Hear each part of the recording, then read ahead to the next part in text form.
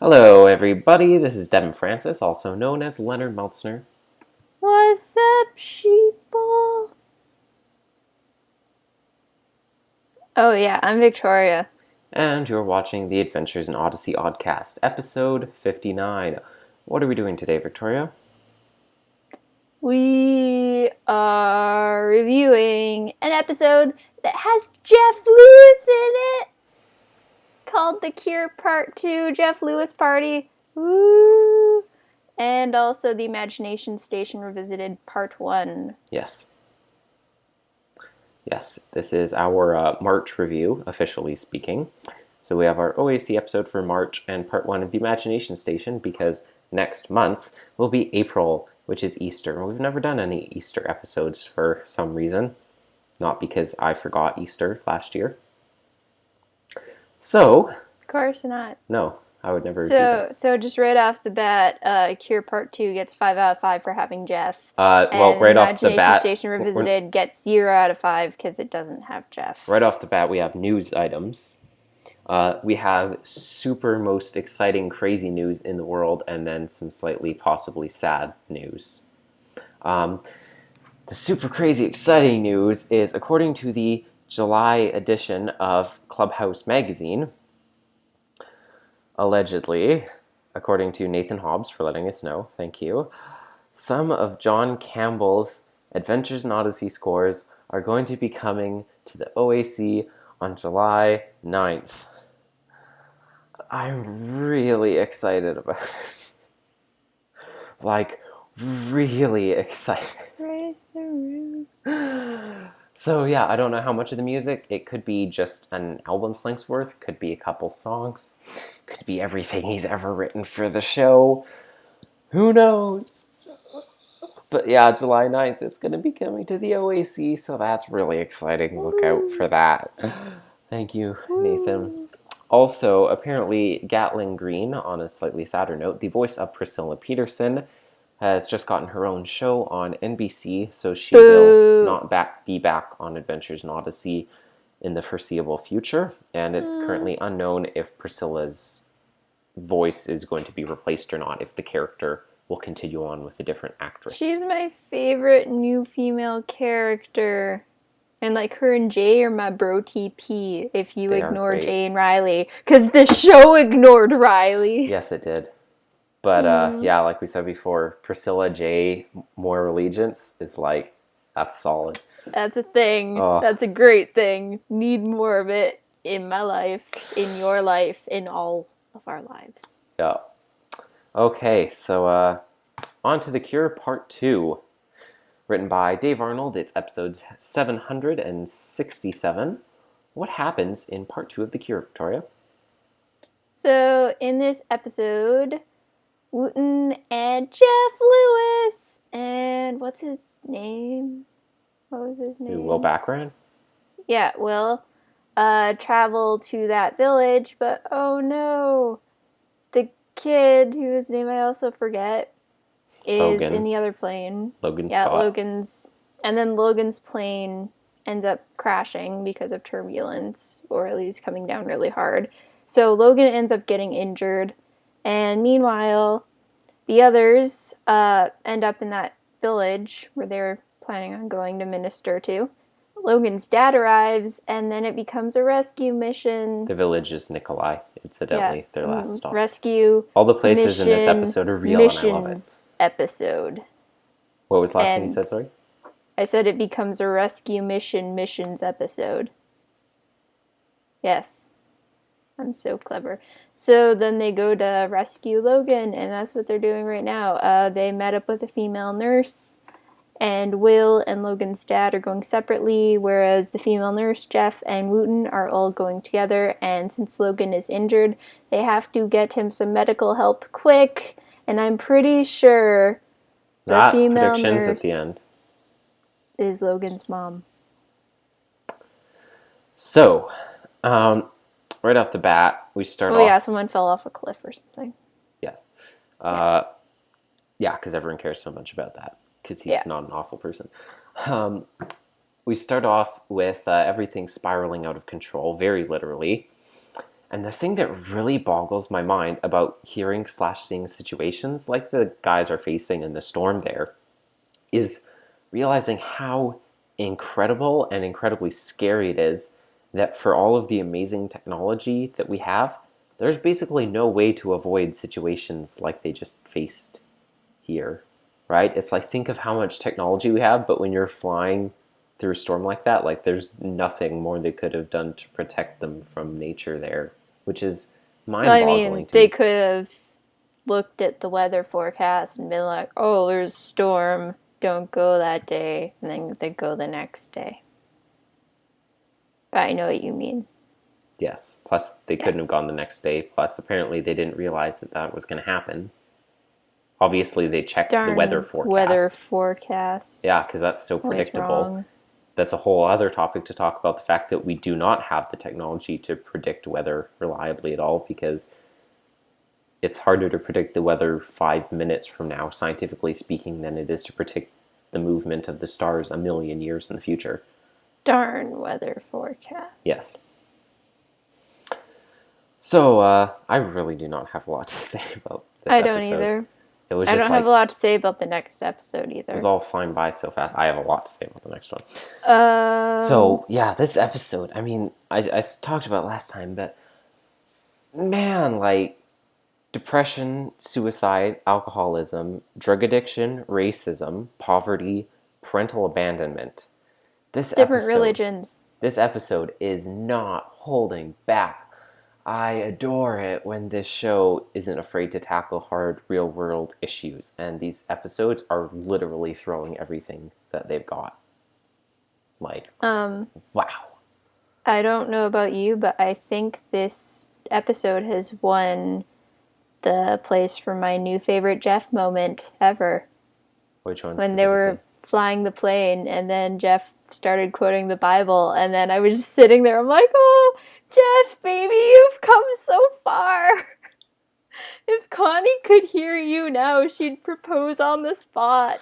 Go tell Connie your Bible verses and get married.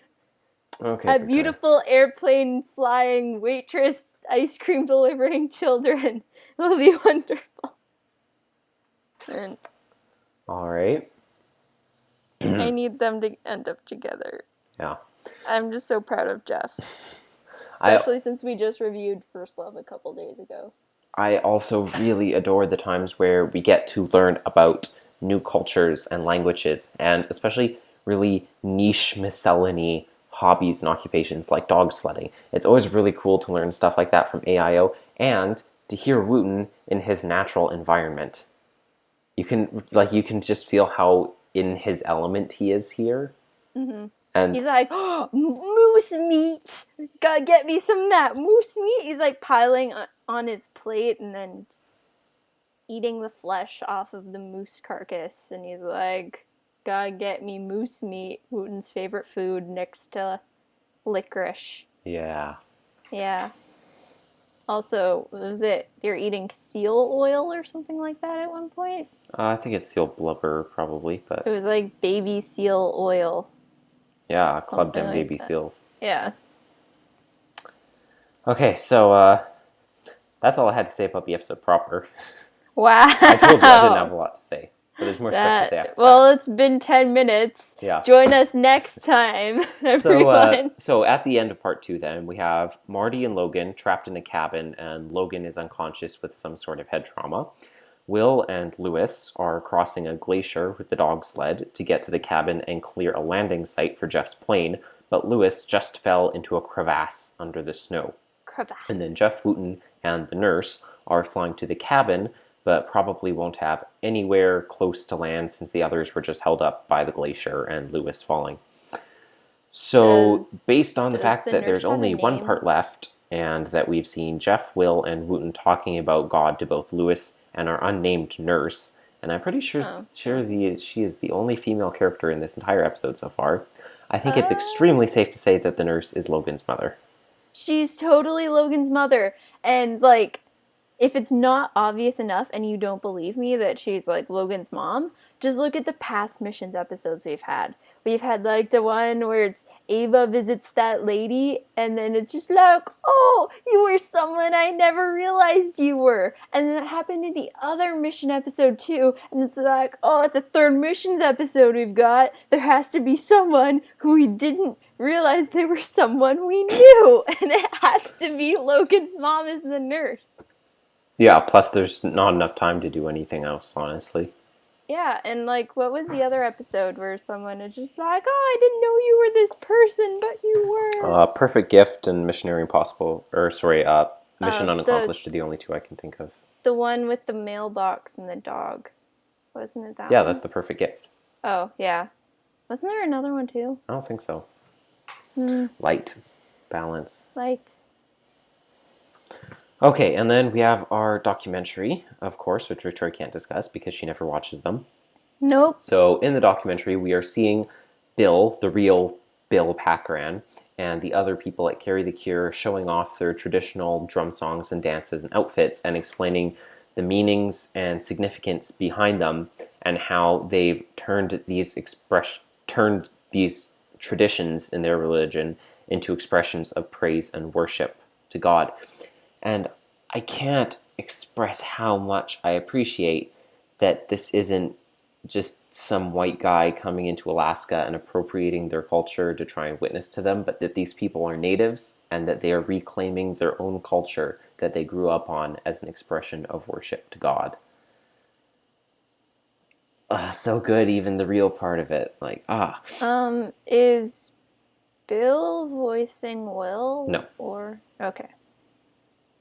We also hear from an Alaskan pilot, so he talks about the difficulties of flying up there, landing and taking off of glaciers. Does he talk about his love for Jeff, like his undying love for Jeff's character? He doesn't. As everyone He's a fool, should. obviously. Everyone should and talk how about incredibly Jeff. difficult and dangerous it is to do that. Interesting. So in order to get the proper Foley for the glacier scenes, Nathan and Jonathan actually climbed a glacier in Colorado to record. Oh, I thought you were saying started an avalanche. No, they actually climbed a glacier so that they could record the sounds of crossing the glacier. So, like, no hooblers were hurt in the making of this episode. Yeah. I wrote Nathan. I think it was probably Nathan Hoopler. It might have been Nathan Jones, but it was probably Nathan Hoopler. Or Joneses. And Jonathan Crow. Or crows So, or yeah. Parkers. Hashtag or other types dedication. of birds. Bill also talked about a literal mountaintop experience that he had where God used a hike and an eagle and the wind to show him his faithfulness in getting Bill through whatever he faced as he followed the Lord. And then in the web quest, we see a story from Bill in 1999 when he had basically the same experience that Will and Wooten and Jeff did in the plane at the beginning of the episode, which inspired that scene. So, like in this episode, they were in their planes trying to go for Carry the Cure. Did he pass out? What? Did he pass out? No. Almost. The planes were caught in this crazy storm and they got boxed in from the storm with zero visibility, and they were forced to circle higher and higher and higher, trying to get above the clouds, all while the partial pressure of oxygen was dropping in the air and ice was forming on the wings, trying to weigh it down and stall the plane. Most of them were getting motion sick from the spiraling, and they were like, the planes, they were all together on the radio praying together, and they thought they saw an opening in the clouds, and they went for it, and it closed. It opened and closed, and it was a false hope, and then finally they found a break at the bottom, and they just nose dived straight through, and they just barely squeezed through it. Some of them passed out in the plane, and lots of others came close, but they just barely made it out and survived, and that's what inspired the scene at the beginning of the episode. So, passing out, is that because of, like, cabin pressure? Yeah, because the oxygen, because it's not a pressurized cabin, right? Like, if you're in, like, a commercial jetliner, there's going to be oxygen pressurizing, but these are just, like, they're like car doors, basically, on these planes. So as you go up, the oxygen pressure is going to drop to match the outside. So you're telling me that Jeff is literally, like, so metal that he could breathe in a zero oxygen environment? That's not what I'm saying, but probably yes. So, like, he could go into space without a spacesuit and he'd be fine. Yes. Yeah. Yes. Yes. he is a sea bear, that Jeff Lewis. So, that's all I have to say about The Cure. Do you have anything else to say? I didn't really have much to say on the whole episode. Oh, there was one other thing. It wasn't like full blown like technophobia kind of thing, but I mean it was kind of a line in there, and it kind of irked me about What? Wooten, leaving messages for Penny or texting Penny or whatever it was, and then they're like, "Oh, look at the Northern Lights! It's so pretty. You almost missed it because you were on your phone." And it felt like, and in the discussion questions, there's also something about it. It felt like they were trying to play it up like, see, if you get so caught up in your fancy gizmos, you're going to miss out on God's nature. But I mean, it's not like Wooten was playing Flappy Bird instead of looking at nature. He was texting, he was talking to his fiance. Like, he could have just, like, it could have been just as likely that Penny was sitting beside him and he was talking to her in person. And it's like, well, I have human interaction when you could be looking at nature. Well, I mean, like, if Penny was sitting beside him in the dog sled and he was, talking to her, it would be the exact same interaction as being on his phone. But if that happened and he didn't look up at the sky because he was talking to the woman he's in love with, people would not be like, oh, see, human interaction's dumb. You need to be paying attention to God's nature. But when you're doing it through a piece of technology, perform the exact same act to communicate with someone, that people are like, technology is ruining lives and kids, young people, technology's evil, blah, blah, fired, Thomas Edison was a witch. Wait, what? So, that always gets on my nerves when people do that. And it wasn't explicit, but like I said, I was like, I can't, it feels like they're trying to just sneak in a little gut punch to technophobia there. And then there was a question in the discussion questions like, Wooten almost missed out on God's glorious nature because he was using his phone. Have you ever missed out on something wonderful because you were using technology? And I was like... It's like, well, this question isn't very wonderful, and if I didn't have my computer, I wouldn't be able to see it, and that would be wonderful. Is that your response? That was not my response. That should have been your response. So, Victoria, final thoughts on the episode. Pardon? Final thoughts on the episode. I didn't really much to say about it. I don't know. I like it when Jeff's in episodes. That's Do you now? apparent. I like Wooten going on adventures by himself because it gives him more time to be like serious and not like really silly and stuff. I still really like Bill as a character. I don't know. I thought it was, Will. I mean, it's the same name technically, but go on. I thought it was a little bit, I don't know, like when they were like quoting verses while looking at the sky, and I'm like, oh, that's nice, and then they cut to a scene, and then they're like going through the thing on the dog sled, and then they're quoting verses, and I'm like, okay, and then they just do it again, and again, and again, and again, and then the episode ends. I'm like, who has this many verses memorized to these many specific things? Like, do you think Wooten one day, or like Jeff one day, was like, oh man, this, if I ever see Northern Lights, I'm gonna say this, and Well, let me ask you this, Victoria. Do you honestly think that Wooten hasn't done that?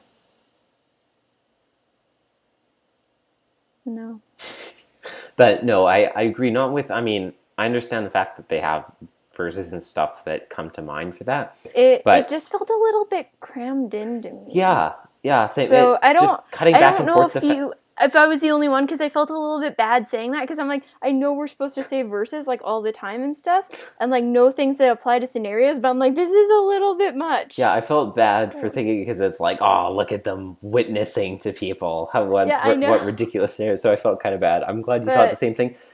But like, how many times were they just like, okay, we understand that you're Christians, but please, like, don't. And I know, because like, I don't really have that many Christian friends at school. I have some, but not the majority of my friends aren't. So like, I do witness to them, but I don't throw a verse in every single thing I say to them because I know that will annoy them. It did feel a little ham-fisted in that if it was spread out over a longer period of time, like, hey, we have a relationship with this person, sometimes God comes up. It's like, yes, that makes sense. But when it's like, hey, let's have 7 conversations about God in the course of 5 minutes, it starts to feel so I wasn't the only one that thought that. A little rushed or forced, I think. So you thought the same? Yes.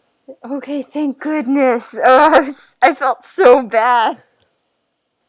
I felt so terrible. I didn't even put it on my list because I was like, oh, it's going to sound really bad if I say it. But yeah, I'm glad we thought the same thing. Okay, yeah. And I'm not, obviously, I'm not bashing witnessing or evangelizing to people. I'm not either. I'm sorry if it sounds like we are. We really are. Yeah, it's just from a writing perspective, it felt rushed and a little unrealistic, the density at which it was happening. It wasn't like, if it had been like, something strikes up, say, okay, I don't know how long it was in the episode. Let's say one of those conversations, they spent 10 minutes talking about, God and creation, stuff like that, okay?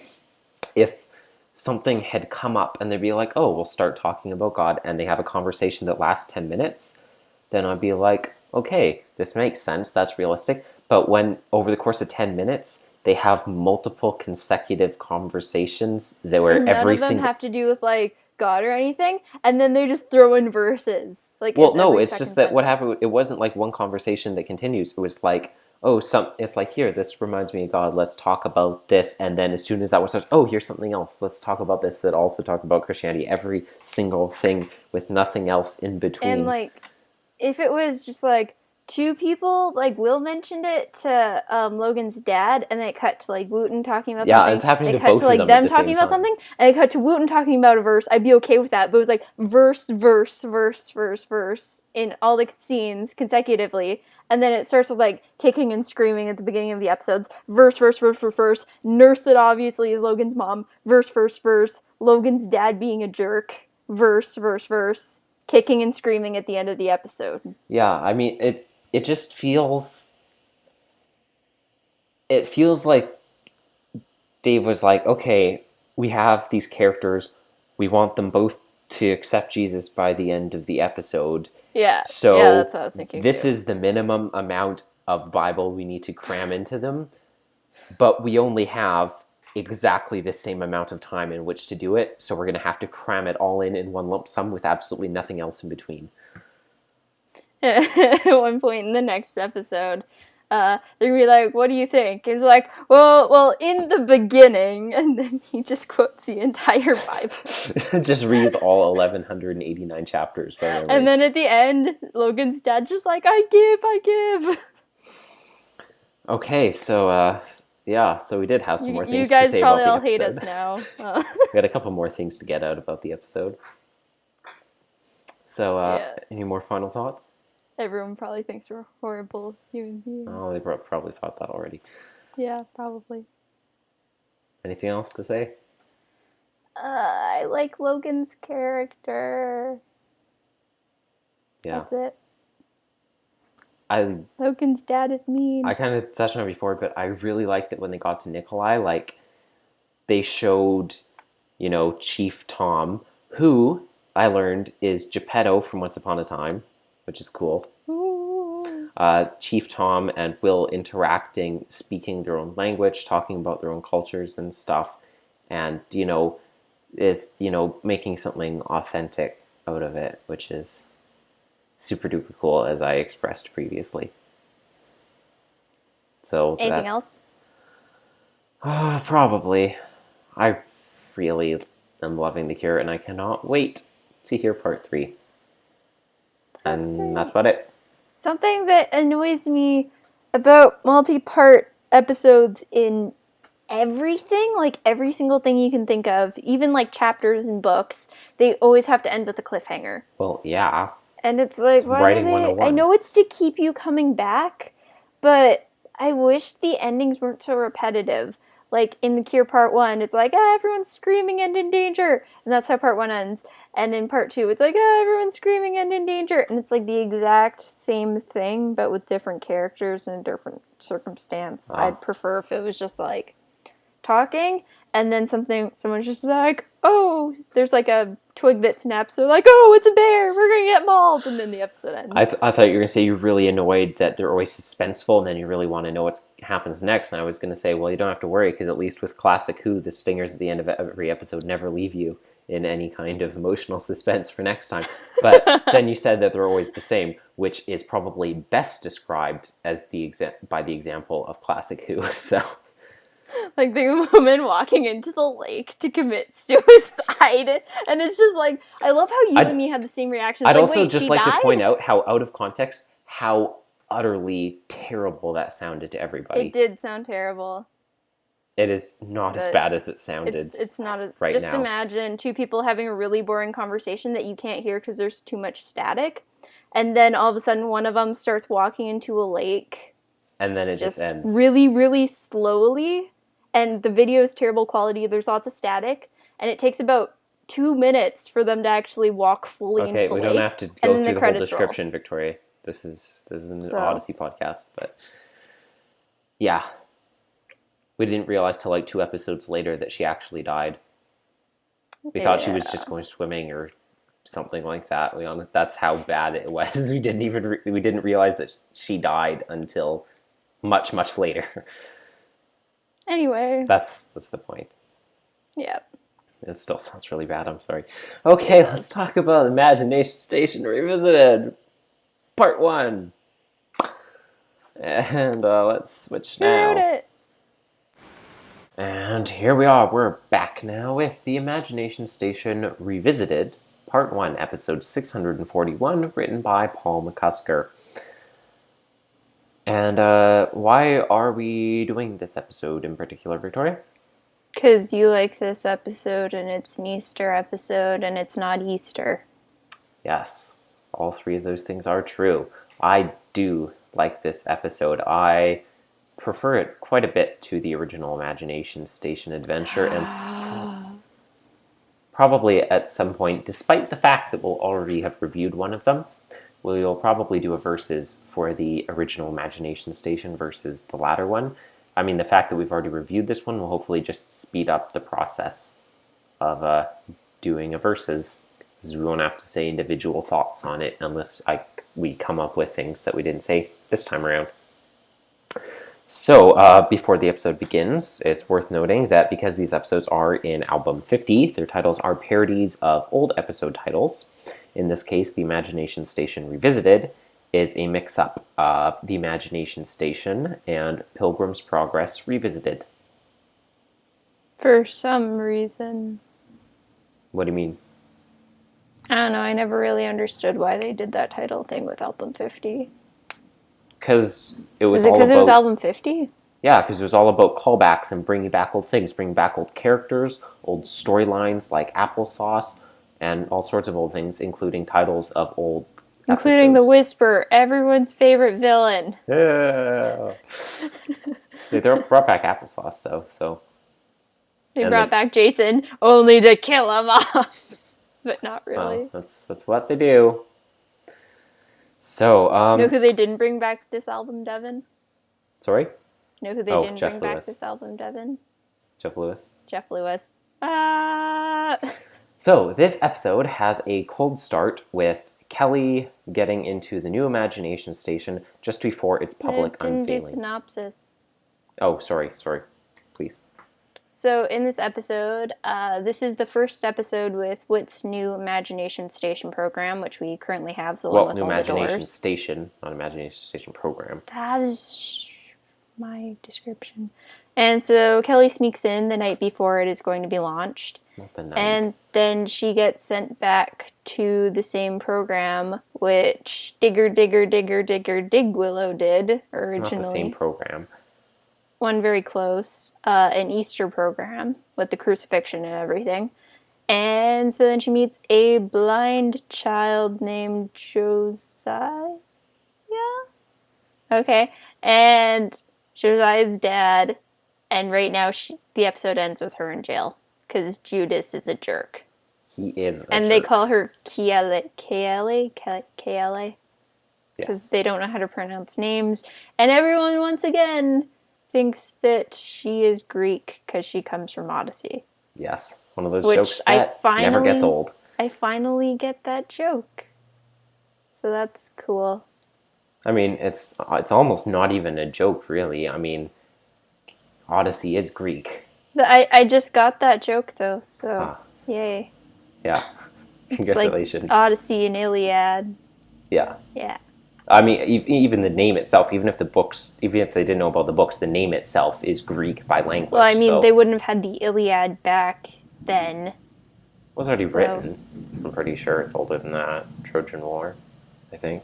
Before, like, in 30 AD, they had the Iliad back then. When did the Trojan War... Well, I mean, okay, when was the Odyssey written? It doesn't matter. Okay, let's just... Well, yes, it does. No, it doesn't. Yes, it does. Go on with your first point. Something about cold shoulders and Kelly and a robot. Scholars believe it was composed near the end of the 8th century BC. It was already around for 800 years. The Odyssey was. The Iliad probably came shortly after because they were both written by the same guy. It was around for 800 years already. Whatever. Ha, I knew it was way older.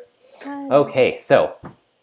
Yes, so the episode has a cold start with Kelly getting into the new imagination station. What does cold start mean?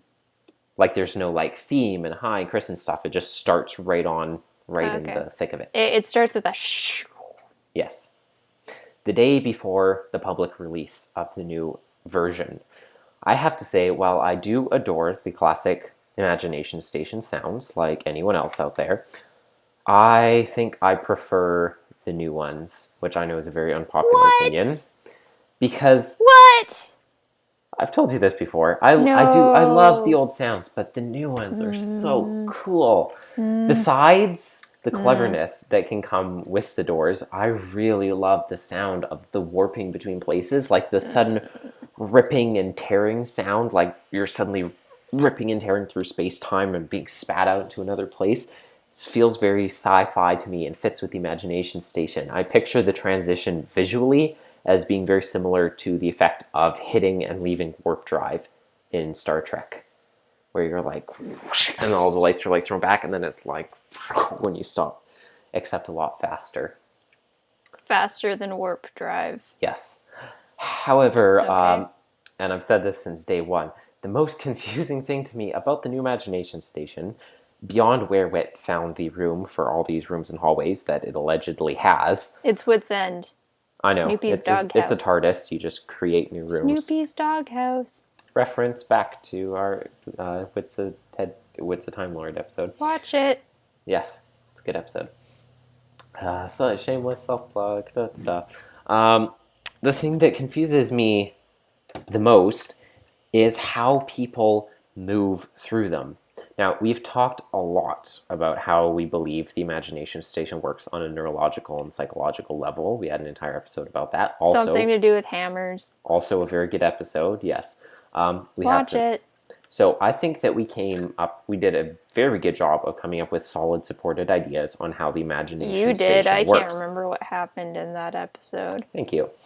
However, I can't figure out for the life of me how the new IS's model fits into them, because you were always stationary in the old machine throughout the entire adventure unless something caused you to break out of the illusion, like Alex banging for help on the walls in The Breaking Point, or Wit and Tom in the Death Program, like, banging to get out.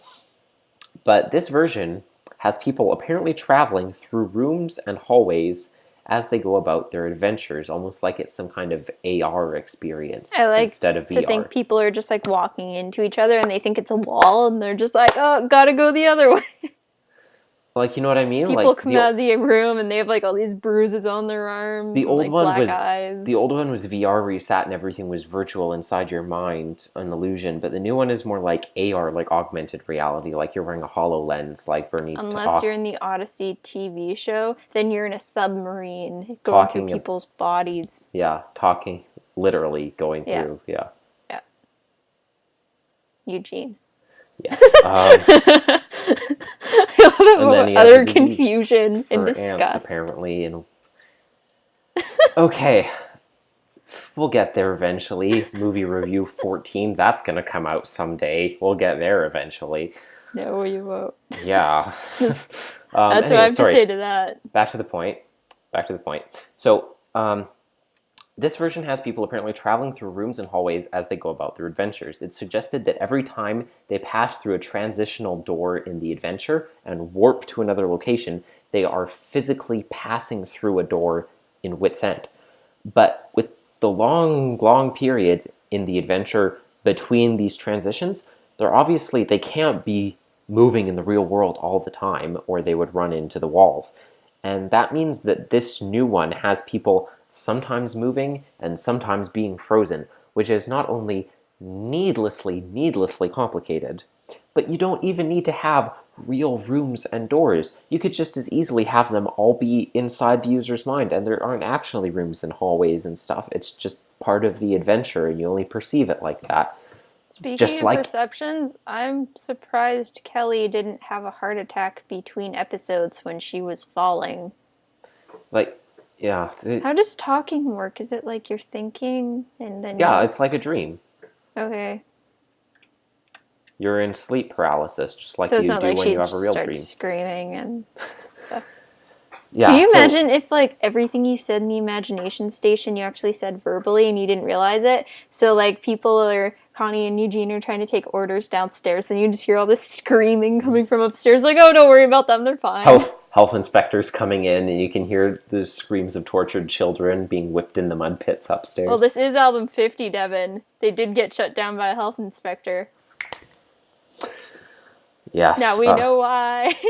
That's the real reason. You know. Uncovering them conspiracies. It's not because of the bombs. Why do you think he had to replace the imagination station? True. Yeah. So anyways, back to the point once again.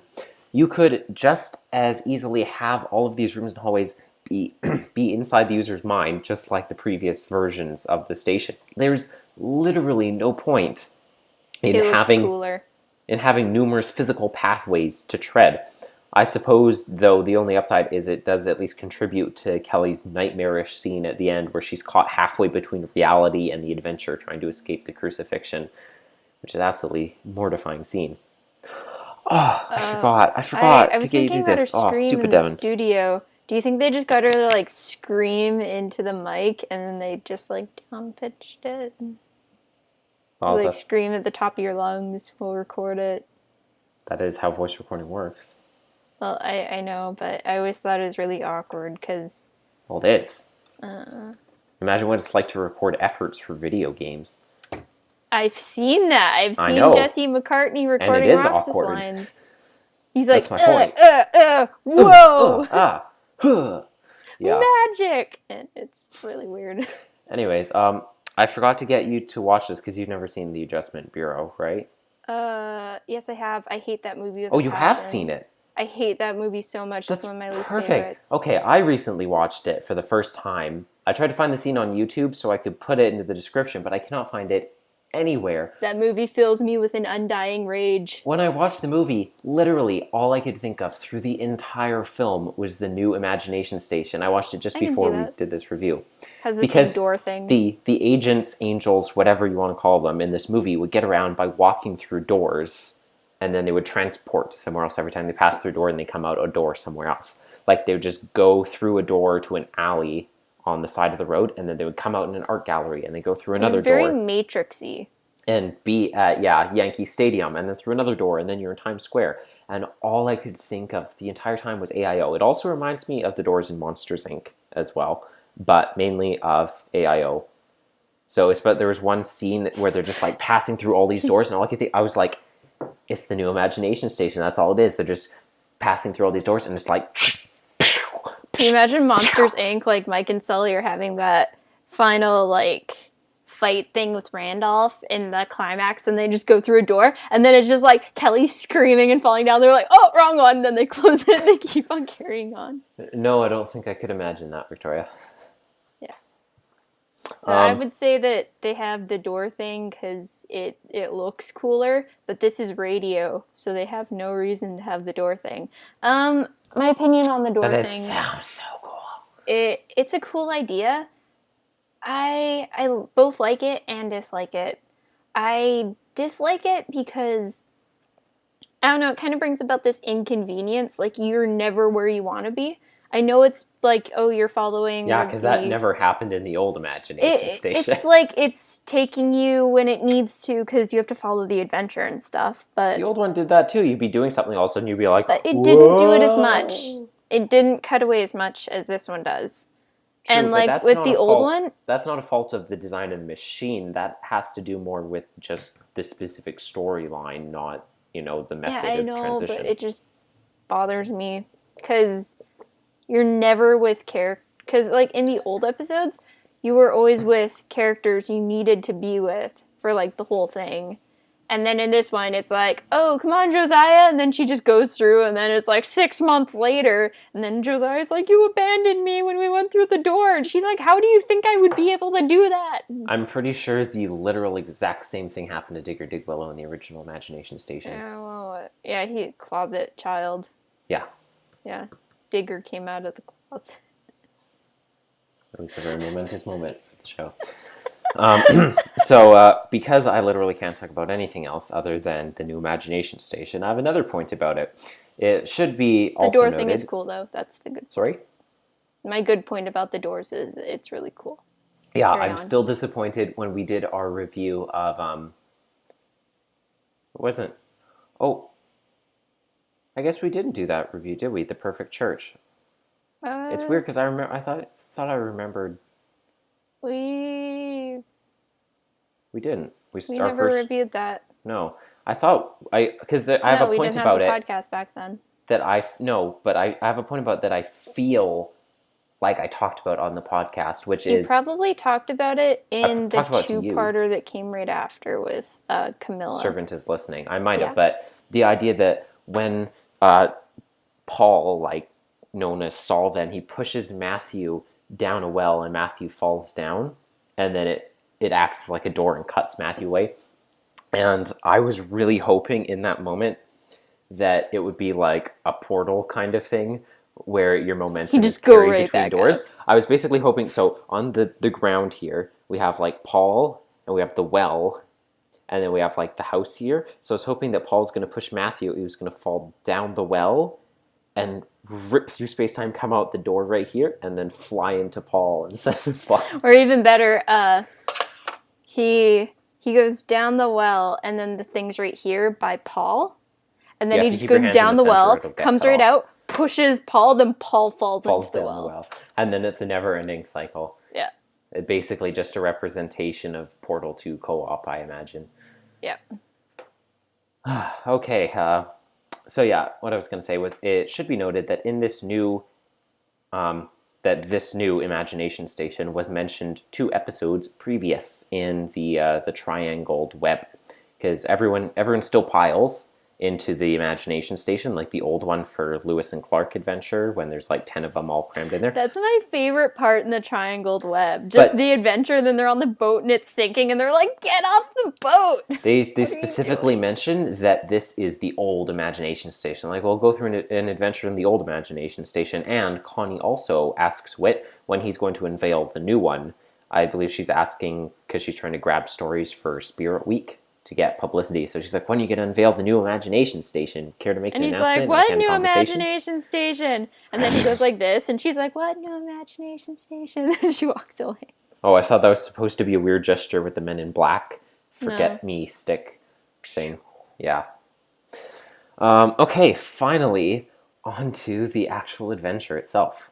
I told you I had a lot to say about this one. I find it take forever. Really interesting how many blind characters we've had on this show, from Jenny Roberts to Lisa Mulligan to Fanny Crosby to Josiah. I really love the representation. I like Josiah a lot. I think it's interesting how there's this really heavy emphasis on that disability over all of the others, because we've never had a deaf or a mute character, for example. But then I thought about it. If we had a mute character... I thought about it for 0.2 seconds, and then I was like, come to think of it, I suppose that blindness is the most logical disability to portray in a radio show. Well, we have had characters who have speaking impaired. Yeah, speaking impediments. Like Kenneth's dad in The Mysterious Stranger. Yeah. Yeah. Well, it wasn't really a speech impediment. It was a mental disability that yeah. resulted in it. But yeah. He still had a speech impediment. True. But it wasn't like a standalone speech impediment. It was just a result of his mental disabilities. But Carry on. yeah, because for all intents and purposes, obviously, we as the audience are blind as well. And Josiah has to experience the world through primarily sound, and so he's placed in the same boat that we are as listeners. And if you had a deaf or a mute character, then they would have to be communicating through sign language, which would be very easy and not easy over the radio. So you just answered your own question. I did. I answered it as I was typing it out, and instead of cutting it out, I was Don't you feel silly? It's like, let's just keep this in here anyway so everyone can see how ridiculous I am. I really like how Josiah and the others aren't able to pronounce Kelly's name properly, and they have to Hebrew-size it. No, Jesus pronounced it right. He's like, thanks, Kelly. And then right after, they're like, Kelly. And I'm like, can you not listen to anything? Well, to be fair, he is literally Jesus, so... And it's like, he does set the bar slightly higher. Thou shalt not say Kelly's name wrong. But no, I really appreciate it because, I mean, they've done stuff before with, like, you know, saying people's names in the original Hebrew, especially, obviously, in An Adventure in Bethany. What is the Witikar? The best one. Yes, but, I mean, like, Hebrew names, An Adventure in Bethany is the most prominent one, where we have Eleazar and Miriam, etc., Marta, and Yochanan, Yehuda, Yeshua, etc. That was the one where it was really emphasized heavily. But I really appreciate it because, let's face it, in the United States and in Canada, which is where I assume most of our listeners originate, we have a lot of multicultural people come around, and we are absolute crap at pronouncing their names. And especially depending on their ethnicity, there are some ones where it's like, oh yeah, you know, we can say this name because we have general concepts of their language, but lots of languages, people do not even put an effort into trying to say people's names properly. One of the students in my department right now, her name is Shuo, and she just moved here from China 2 years ago.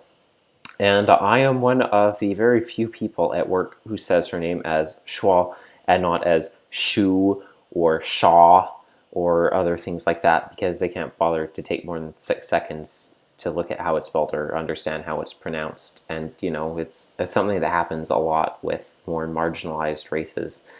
So it's something that always annoys me. So I really appreciated the fact that it wasn't like, oh, you know, we speak Hebrew, but of course we can say your name properly. Because realistically, no, they would not have the proper phonemes to say it the way that we expect them to say it properly. If they're just saying it fast, no, they're going to say kiale, because that's how it would be in Hebrew. So I really like that. So, like, Kelly has way more patience than I do, but I guess that comes with being raised the way she was. But, like, if I was in a place... We'll get to that in part 2. What? I said we'll get to that in part 2. But, like, if my name was Kelly and I went in the imagination station and they're like, Kiale, Kiale, I'd be like, no, it is Kelly. And I'd, like, they'd be like, Kiale, and I'd be like, Kelly. And I don't know, maybe it's not the whole thing you're talking about, although I do get what you're saying and I like your point. I feel like it is something that we put in there because we know that he has done stuff like that with but what if it's before. just a digger, digger, digwillow joke? No, because it's supposed to be paralleling, and it's like they get his name wrong, then they get her name wrong. Yeah, but that's different. They said his name is Digger, Digger, Digwillow because that's what he says his name is. Yeah, but he said that by accident. Multiple times. He can't even say his name right. That's literally how he introduces himself every time. He did the exact same thing in Heatwave. They're like, Digger, Digger, Digwillow. He's like, wow, that joke gets around. So, yeah, I think that it's part of wit, you know, putting in programming to try and add more authenticity, just like he did with An Adventure in Bethany. Okay. So, yeah, like you said, I'm from Odyssey. You're Greek. That joke never gets old to me. That's a classic. How many times have they said that one? It's a lot. 2 I can think of off the top of my head, A Prisoner for Christ and this one. Yeah. But it's probably like at least one more. This has always irked me, if I was Kelly in the priest's cupboard and then the door got opened and she's like, oh, freaking out, I don't know how I got here, stuff like that, like, why would you react like that? I would feign sleeping because it's something that you could pull it off. You'd get whipped if you were sleeping. Do you think it would be worse to be awake and look like you were spying on the High Council, or do you think it would be worse to be asleep in the cupboard? I would say I was locked in there. It was a prank. Really? Even though the cupboard obviously wasn't locked. And then I'd probably get whipped. Yes. Yeah. I would feign sleeping because you can pull off feigning sleeping, especially because you only have to do it for a second, because they're immediately you would wake up as soon as they grabbed you. They wouldn't believe that you'd heard anything sensitive that they might have said, because they could have been like, you heard things you shouldn't have heard, we're going to have to kill you now. They would have taken her even if she was sleeping. Well, it would have been better. It's like the exact same thing in A Midnight Ride, right? When the kid overhears all the stuff about, the attack on places and all the U.S. stuff. Yeah, he was like... They were like, did you hear what we said? He's like, no, sir, I was sleeping. They're like, okay, we'll let you live. They were dumb when they did that. Well, yeah, but it's the more logical solution of the two. You're not going to get anywhere by pretending that you did hear sensitive information. How often do you pretend you're sleeping when people come into your room? People don't come into my room here. Okay, when you were younger. Like, you're supposed to be sleeping. How often did you pretend you were sleeping? Probably all the time. What? So did you. So, yeah, for all that they knew, if you're pretending to sleep, like, you were just looking for a safe place to spend the night because you're just some homeless girl and stuff. Especially because Zuriel already knew that she didn't have family in Jerusalem and that she doesn't have any money. Well, he gave her money. But... No, he didn't.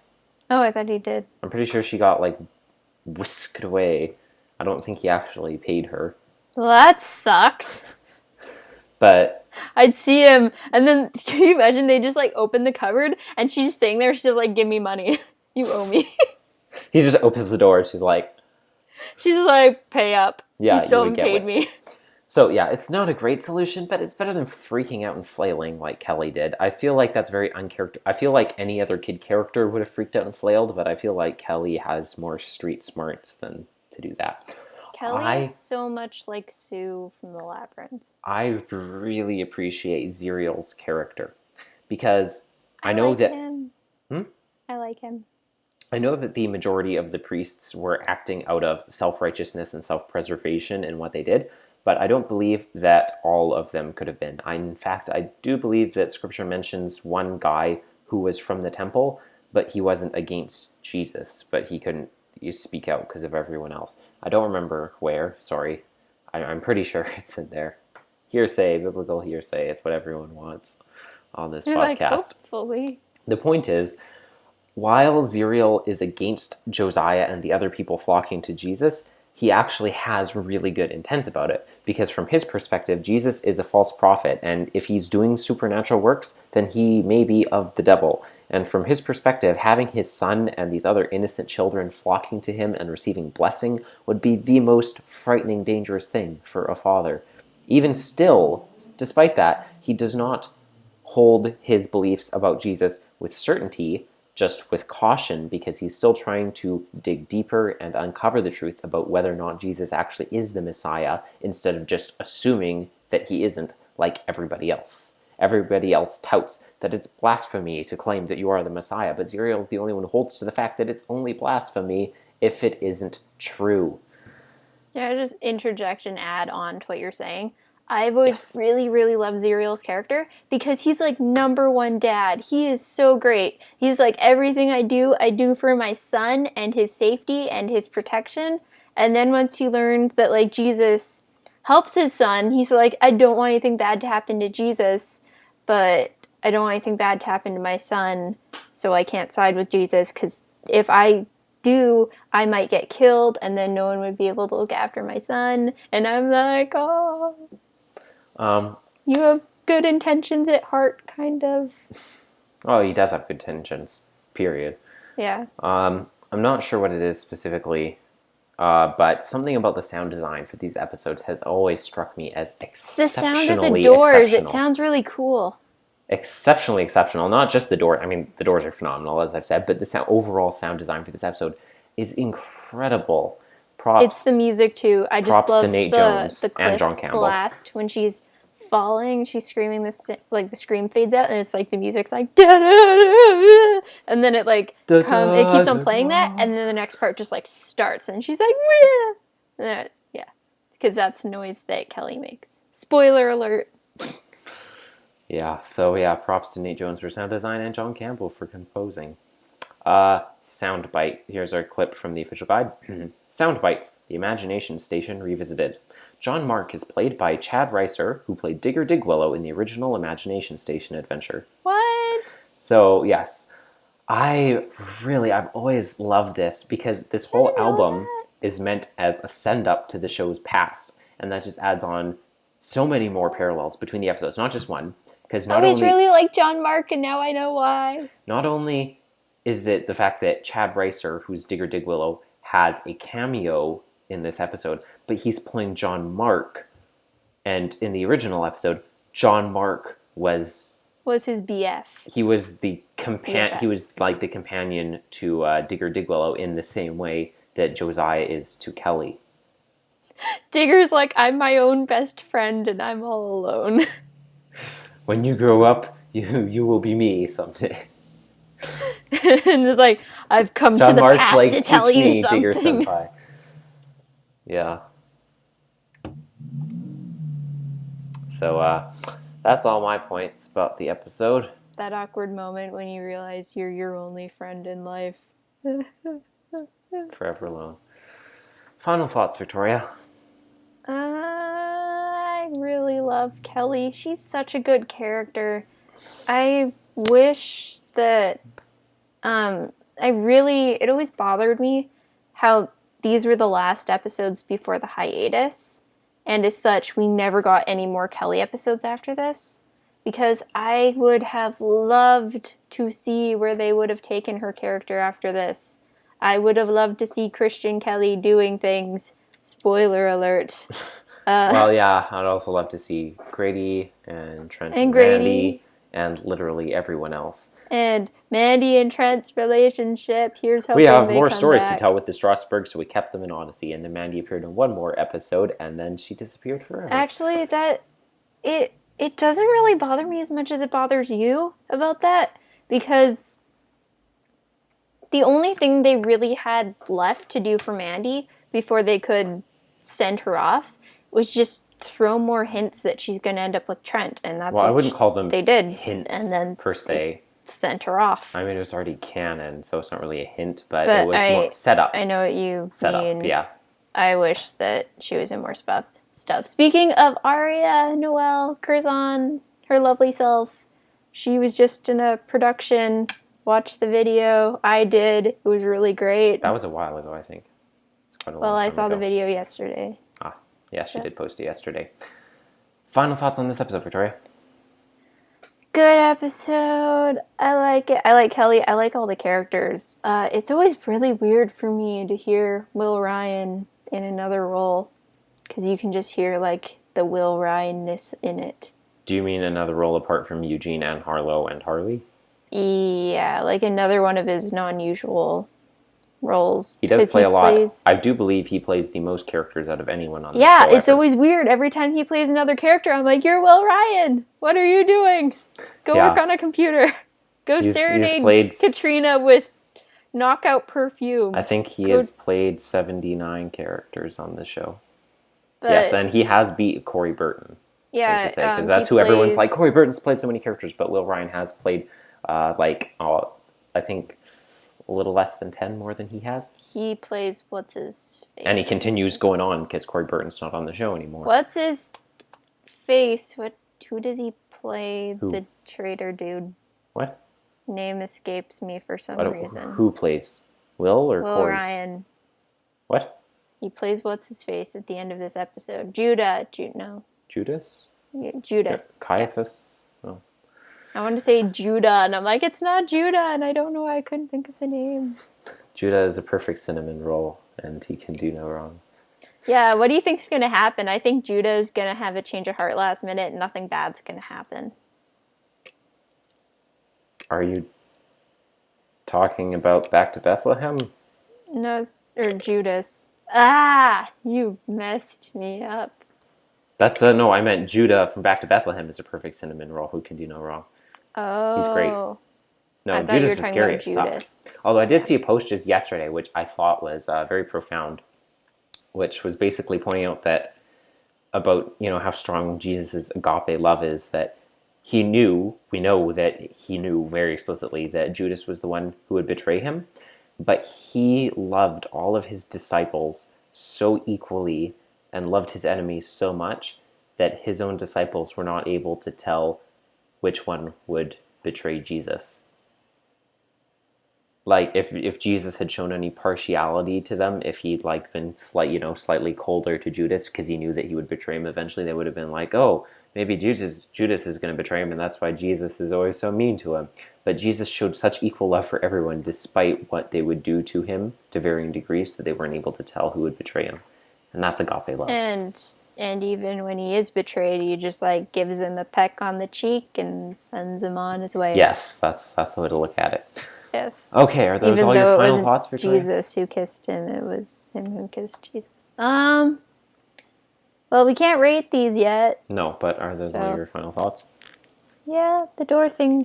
Doors are cool. As much as I still have mixed feelings on them, they are really cool. I love the transitions that... Can I please take that bit out of context right there? Where you're like, I love doors as much as... What did you say? I love doors as much as sometimes they seem a little complicated or something like that. I still really like them. Is basically what you just said. I said that I like the door thing and the transitions between them. Even you said though I really like doors. What? You said I really like doors and commented on what you thought about doors, and it was really funny out of context. I do like doors. I would be lost without them, but not as lost as Kelly is with them. Hey! Oh, you. Yeah, I love this episode, and I'm sure that when we get to the end, I will rate it 5 out of 5, and sometimes it makes me feel really Spoilers. It makes me feel really shallow and disingenuous because we just, we're just making it rain with all these 100% on episodes. We keep on choosing ones we like. Exactly, yeah. If we reviewed every episode out there, it would not be 5 out of 5 very often. We have to review Stepping Stones. We pick the episodes that we like. We have to review Stepping Stones. No, we don't. Someone recommend reviewing Stepping Stones, and then we'll have to review it. We don't have to. So, yeah. I'm sure my more final thoughts will be summed up more when we do the next part, because we've already talked a lot this time, and by we, I mean me. Because I had a lot to say about technology, and not about the actual episode itself. But overall, I think one more point I didn't write down, but I want to say, is that the thing I really like about this episode in contrast to the original Imagination Station is the fact that they took the original story and completely did the opposite of it. Because the original adventure was about Digger Digwillow seeing the lead up to the crucifixion from the side of the Christians and Jesus' followers. Whereas this one shows the lead up to everything from the perspective of the Pharisees and the high priests. They kind of parallel each other. Yeah, you put these episodes together and you get the two sides of the story. This shows you the side that nobody ever talks about, and it does in a really interesting and compelling way. And that's one of the things I love so much about this part. This one as opposed to the other one. Not that I don't love the other one, but that's one of the things I love so much more about this one. They have points where they just kind of connect and then break and connect and break. Yeah, it's ooh. Yeah, so... Yeah. That's everything I have to say. Two different sound waves going like this, you were gonna say but instead of sounding terribly, they sound really good together. Well, that would sound good because or it wouldn't sound like anything actually, because that would be negative interference. If they're perfectly symmetrical, they cancel out. You wouldn't hear anything. I thought you were going to say trains when you went like that, and I was like, no, Victoria, that would not work. That is not how trains go. That is not how they work. So yeah, what do we do next time, Victoria? Eugene's lore. Yes. The lore of Eugene, his life, his dislikes and his likes, his wife Katrina, and their son Buck. Yep. Lore number 3, finally coming out. We'll be talking all about the life and times of Eugene, not Hieronymus, Meltsner. Not the main character of the show. Yeah.